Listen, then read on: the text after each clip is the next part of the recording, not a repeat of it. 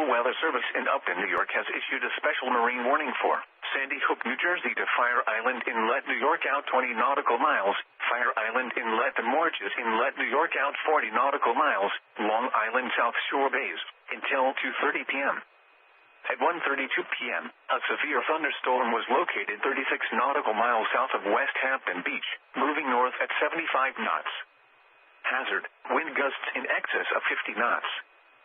Source, radar indicated. Impact, boats could suffer significant structural damage in high winds. Small craft could capsize in suddenly higher waves. The severe thunderstorm will remain over mainly open waters. A tornado watch remains in effect until 4 p.m. for southeastern New York. Move to safe harbor until hazardous weather passes.